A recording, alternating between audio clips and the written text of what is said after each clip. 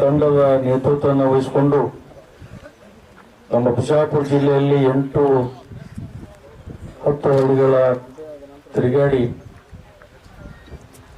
ಈ ನೇತೃತ್ವವನ್ನು ವಹಿಸಿಕೊಂಡಂತ ಸನ್ಮಾನ್ಯ ಶ್ರೀ ರವಿಕುಮಾರ್ಜಿ ಅವರ ನೇತೃತ್ವದಲ್ಲಿರ್ತಕ್ಕಂಥ ಈ ತಂಡದ ಎಲ್ಲರಿಗೂ ಕೂಡ ನಾನು ಮೊದಲನೇದಾಗಿ ಧನ್ಯವಾದಗಳನ್ನು ಹೇಳಲಿಕ್ಕೆ ನಾನು ಬಯಸ್ತೇನೆ. ಇವತ್ತು ಮಳೆ ಅಂತರೂ ಇಲ್ಲ, ಕೆರೆಗೆ ನೀರು ಇಲ್ಲ. 450 ಎಕರೆ ಕೆರೆ ಇರ್ತಕ್ಕಂಥದ್ದಲ್ಲಿ ಹೇಳಿ ಕುಡಿದ್ರು ಕೂಡ ನೀರಿಲ್ಲ. ಆದರೆ ಈ ಸರ್ಕಾರಕ್ಕೆ ಮಾತ್ರ ತೊಗಲು ಮಾತ್ರ ಬಹಳ ತಪ್ಪದು. ಯಾಕಂದ್ರೆ ಇವರು ಈಗಾಗಲೇ ಸಿಹಿಗೆ ಆಗಲೇ ಫೋನ್ ಹಚ್ಕೊಟ್ಟಿದ್ರು. ನಾನು ಮಾತಾಡಿದಾಗ ಅವ್ರಿಗೆ ಕೇಳಿದೆ, ನಿಮ್ ನೀರು ಬಿಡಕ್ಕೆ ಏನ್ ತ್ರಾಸದಪ್ಪ ಅಂತ ಹೇಳಿ ನಾನು ಕೇಳಿದೆ.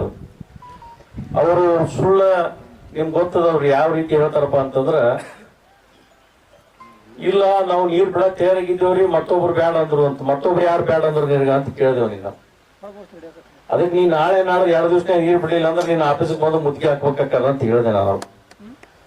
ಆದ್ರೆ ಇವತ್ತು ಏನಾಗ್ಯದಪ್ಪ, ರೈತರು ನಾವು ಸುಮ್ನೆ ಕೂತ್ರು ಇದು ಸಮಸ್ಯೆ ಬಗೆಹರಂಗಿಲ್ಲ. ಆಗಲೇ ನಾವು ಮಾತಾಡ್ಬೇಕಾದ್ರೆ ಎಸ್ ಕೆ ಬೆಳೂರು ಹೇಳಿದ್ರಲ್ಲ, ನೀವು ಏನೇನದ ನಿಮ್ದೆಲ್ಲ ಮಾಹಿತಿ ಕೊಡ್ರಿ, ನಾವು ಆಫೀಸ್ಗೆ ಬರ್ತೀವಿ, ಹೋಗಿ ಆಫೀಸ್ಗೆ ಹೋಗಿ ಟಿವಿ ಹಾಕೋಣ ಅಂತಕ್ಕಂಥದ್ದು ಒಂದು ಸಂದೇಶ ಕೊಟ್ರು. ಆದ್ರೆ ಇವತ್ತು ಏನಾಗ್ಯದಪ್ಪ ಅಂದ್ರೆ, ರೈತರು ನಾವು ಸಮಾಧಾನದಿಂದ ಕೂತೇವಪ್ಪ ಅಂದ್ರೆ ನಮಗ್ ನೀರು ಬರಂಗಿಲ್ಲ. ನಮ್ಮ ಹಕ್ಕನ್ನ ನಾವು ಪಡಿಬೇಕಾಗ್ತದೆ. ಆದ್ರೆ ಪಡಿಲಿಲ್ಲ ಅಂತಂದ್ರೆ ನಮಗೆ ನೀರು ಬರಂಗಿಲ್ಲ. ಅಂತ ಪರಿಸ್ಥಿತಿಯಲ್ಲಿ ನಾನು ಈಗಾಗಲೇ ನನಗೆ ಹೇಳಿದ್ರು, ನೀವು ಈ ಕಡೆ ನಿಮ್ಮ ಏರಿಯಾದ ಬಂದಿರಿ, ನೀವು ಹೇಳ್ಬೇಕಂತ ಹೇಳಿ. ಅದು ನಮ್ಮೂರು ಎಲ್ಲಿದೆ ನನಗೆ ಗೊತ್ತಿಲ್ಲ. ನಾವು ಒಂದ್ ದಿವಸ ನೀವು ಕರ್ಸ್ಕೊಂಡಿಲ್ಲ ನನಗೆ.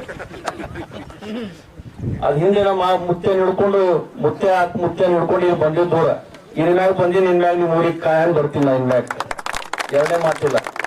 ಆದ್ರೆ ಇವತ್ತು ನಾಳೆ ನಮ್ಮ ರಾಜ್ಯಾಧ್ಯಕ್ಷರ ನೇತೃತ್ವದಲ್ಲಿ ನಾಳೆ ವಿಧಾನಸಭೆಯಲ್ಲಿ ನೀವು ರವಿಕುಮಾರ್ಜಿ ಇರ್ಬೋದು ಅಥವಾ ನಮ್ಮ ಐಹೊಳೆಯವರಾಗಿರ್ಬೋದು, ಇವರೆಲ್ಲ ನೇತೃತ್ವದಲ್ಲಿ ಎಲ್ಲ ಶಾಸಕರು ಕೂಡ ಕೂಡಿ ನೀವು ವಿಧಾನಸಭೆಯಲ್ಲಿ ಇದು ಧ್ವನಿ ಎತ್ತಿ, ಇದೇನು ರೈತರಿಗೆ ಆಗ್ತಕ್ಕಂಥದ್ದು ಅನ್ಯಾಯನ ಸರಿಪಡಿಸ್ಲಿಕ್ಕೆ ಇಡೀ ನಮ್ಮ ರೈತರು ಎಲ್ಲರೂ ಕೂಡ ನಿಮ್ಮ ಬೆನ್ನಲ್ಲಿ ಹೋಗಿರ್ತೀವಿ ಅಂತಕ್ಕಂಥ ಮಾತನ್ನು ಹೇಳಿಕ್ಕೆ ನಾನು ಬಯಸ್ತೇನೆ. ಆ ದಿಶೆಯಲ್ಲಿ ಇದನ್ನ ಇಟ್ಟಿಗೆ ಬಿಡಬಾರ್ದು. ಈ ಸಿ ಒಂದು ಮಾತು ಹೇಳಿದ್ರೆ ನನಗೆ, ನಾ 2 ದಿವಸನಾಗ ನೀವು ಬೇಯಬೇಡ್ರಿ, 2 ದಿವಸನಾಗ ನಾ ನೀರ್ ಬಿಡ್ತೀನಿ ಅಂತ ಹೇಳಿ. ಏನ್ ಸರಿಯಾಗಿ ಏನ್ ಬಕೆಟ್ ಹಾಕೊಂಡ್ ನೀರ್ ಬಿಡ್ತಾನ ನಾವು? ಅದು ಇಲ್ಲಿಂದ ಬರ್ಬೇಕಾದ್ರೆ 10 ಕಿಲೋಮೀಟರ್ ನೀರ್ ಬರ್ಬೇಕದು. ಆ 10 ಕಿಲೋಮೀಟರ್ ಹಳ್ಳದ ಜೊತೆ ನೀರ್ ಬರ್ಬೇಕು. ಅದು 10 ಕಿಲೋಮೀಟರ್ ಬರ್ಬೇಕಾದ್ರೆ ಕನಿಷ್ಠ ಪಕ್ಷ ಒಂದು ವಾರದ ನೀರ್ ಬೇಕಾ, 4-5 ದಿವಸ ಬೇಕಾಗ್ತದೆ. 15 ದಿವಸ ಬೇಕಂತ. ಅದಕ್ಕೆ ದಯಮಾಡಿ ನಿಮ್ಮೆಲ್ಲರಿಗೂ ನಾನು ವಿನಂತಿ ಮಾಡ್ತೀನಿ, ನಮ್ಮ ವೇದಿಕೆ ಮೇಲೆ ಇರ್ತಕ್ಕಂಥ ನಾಯಕರು ಬಹಳ ಒಳ್ಳೆ ವಿಚಾರಗಳನ್ನ ತಾವು ಪ್ರಸ್ತಾವನೆ ಮಾಡಿದ್ರಿ. ಇದಕ್ಕೆ ಸಂಪೂರ್ಣ ನಮ್ಮೆಲ್ಲ ರೈತರು ಬೆಂಬಲ ಇದೆ. ಆ ಬೆಂಬಲ ಜೊತೆಗೆ ನೀವು ಎಲ್ಲಿ ಹೋರಾಟಕ್ಕೆ ಕರಿತೀರಿ, ಆ ಹೋರಾಟಕ್ಕೆ ನಾವೆಲ್ಲರೂ ಮುಂದಾಗಿ ಆ ಹೋರಾಟದಲ್ಲಿ ಭಾಗವಹಿಸ್ತೀವಿ ಅಂತಕ್ಕಂಥ ಮಾತನ್ನು ಈ ಸಂದರ್ಭದಲ್ಲಿ ಹೇಳಿ. ಯಾಕಂದ್ರೆ ಬಹಳ ಮಂದಿ ರೈತರು ಬಹಳ 1 ಗಂಟೆಯಿಂದ ಇಲ್ಲಿ ಕೂತಾರ. ಅವ್ರು ಯಾರು ಏನೋ ಊಟ ಮಾಡಿಲ್ಲ, ನೀವು ಊಟ ಮಾಡಿಲ್ಲ. ನೀವು ಮುಂಜಾನೆ ಊಟ ಮಾಡಿರ್ತೀರಿ ಬಿಡ್ರಿ, ಆದ್ರೆ ನೀವೆಲ್ಲರೂ ಊಟ ಮಾಡಿಲ್ಲ. ಆದ್ರೂ ಕೂಡ ಈ ತಂಡದ ಎಲ್ಲರೂ ಬಹಳ ಸಮಯ ಇಲ್ಲಿವರೆಗೆ ನಿಮ್ಗೆ ಕಾಯಿಸಿದೀವಿ. ಆದ್ರೆ ಯಾಕಂದ್ರೆ ಎಲ್ಲ ಕಡೆ ಹೋಗ್ಬೇಕಾಗ್ತದಾರ, ಹೋಗುದ್ರಿಂದ ಅಲ್ಲೆಲ್ಲಿ ರೈತರು ಇರ್ತಾರ, ಅವ್ರ ಸಮಸ್ಯೆಗಳನ್ನ ಕೇಳೋದ್ರಿಂದ ತಡವಾಗಿ ಇಲ್ಲಿ ಬಂದ್ರು ಕೂಡ ಇಲ್ಲಿವರೆಗೆ ಇಷ್ಟೊಂದು ಬಹುಸಂಖ್ಯೆಯಲ್ಲಿ ತಾವು ಭಾಗವಹಿಸಿದ್ರಿ. ತಮ್ಮೆಲ್ಲರಿಗೂ ಕೂಡ ಧನ್ಯವಾದಗಳು ಹೇಳಿ ನಾನು ಹೆಚ್ಚಿಗೆ ಮಾತಾಡದೆ ನಾನು ಮಾತಾಡಲಿಕ್ಕೆ ಅವಕಾಶ ಮಾಡಿಕೊಟ್ಟಿದ್ರಿ. ತಮ್ಮ ಧನ್ಯವಾದಗಳು ಹೇಳಿ ಒಂದೆರಡು ಮಾತುಗಳಿಗೆ ವಿರಾಮ ಹೇಳ್ತೇನೆ.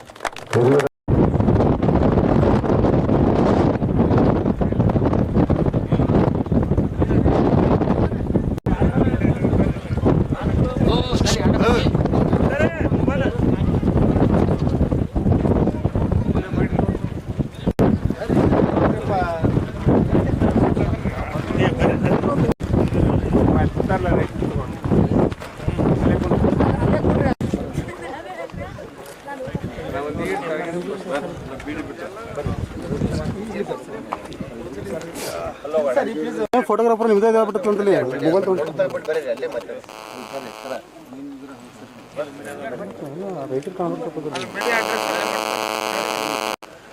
ಮಳೆ ಇಲ್ಲ ಸರ್. 450 ಎಕರೆ ಐತಿ ಸರ್. ನಮ್ಮ ಮನೆ ನಿಮ್ಮ ಫೋಟೋಗ್ರಾಫರ್ ಕಾಲೇಜುಗಳಿಗೆ ಗಾಡಿಗಳೆಲ್ಲ ತುಂಬಿಟ್ಟು ನೀರು ಬಿಡ್ತಾರೆ.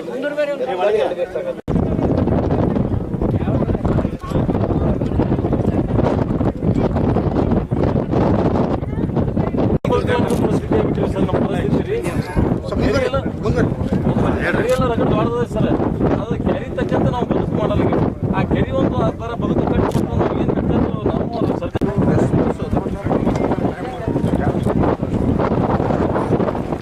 ಇದೆಲ್ಲ ಕೆರೆ ಜಾಗನೇ ಅಲ್ಲ. ಅಲ್ಲೆಲ್ಲ ಸರೌಂಡಿಂಗ್ ಕೆರೆ ಜಾಗನೇ ಸರ್.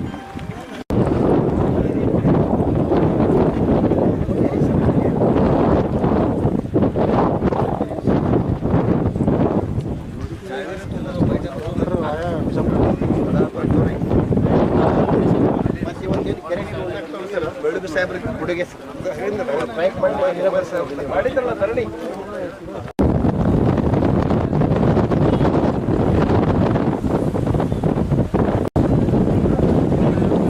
सर सब समाधान